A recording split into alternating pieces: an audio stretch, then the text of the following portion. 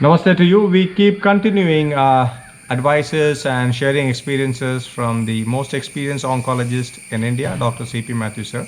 And the specific clip we would be discussing about the role of radiation.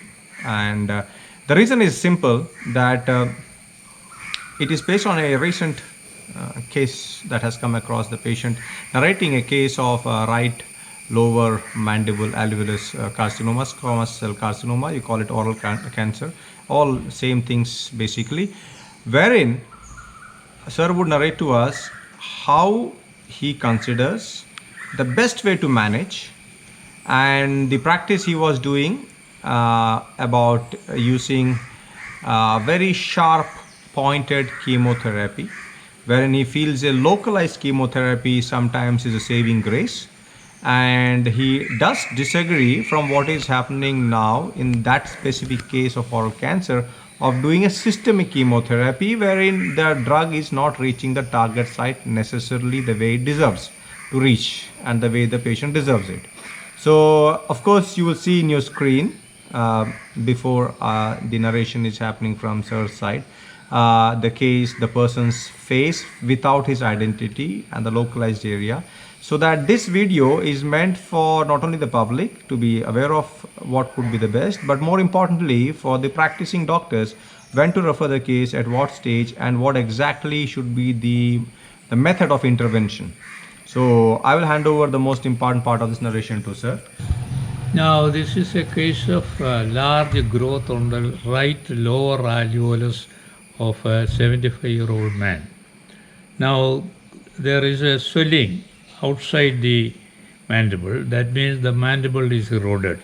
The growth is confined to the right lower alveolus. Now, the ideal treatment for this case is what is called intra-arterial chemotherapy, which was very popular in olden times.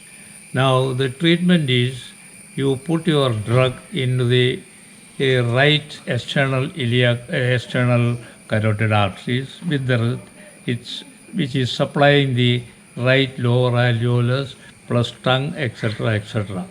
So the treatment is. And I'm not interrupting him, it's just for the audience of non-medical nature. I think I would just stand as a model and sir can just place it on my side of how the process is usually done. Now you catheterize the superficial temporal artery. Yeah. So this is the spot that comes up. I think I'll just take the position. You put the catheter here. This is the superficial temporal artery. You dissect out the artery, make a small hole and put in the catheter. And the catheter goes down to the bifurcation of the carotid artery. That means all the branches of the external carotid will get the drug directly into the tumor. So this is a localized chemotherapy, not systemic chemotherapy.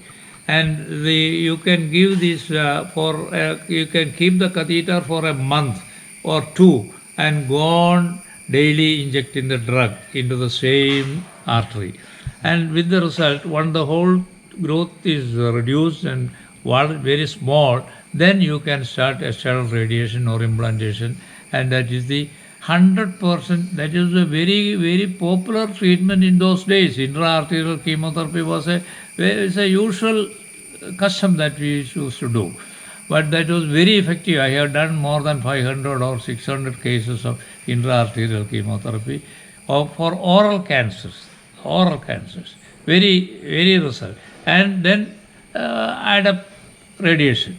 That is enough. That was enough. This particular case needs external radiation. You can't do brachytherapy. So external radiation, once the whole thing is cured, tumor is the remaining mandible, which is eroded, which will be sequestrated, it can be removed.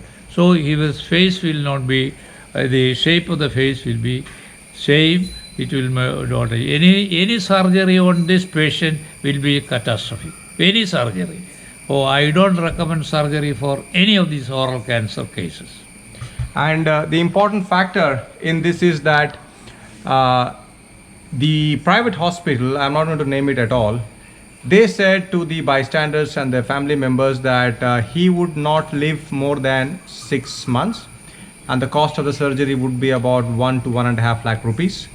So that's kind of a bit demoralizing, and that is why Saro is very assertive by his experience.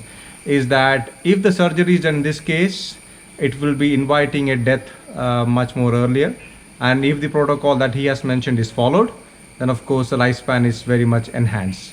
So this is a message for the allopathic doctors to have it in their consideration, and if they think they can implement in their practice.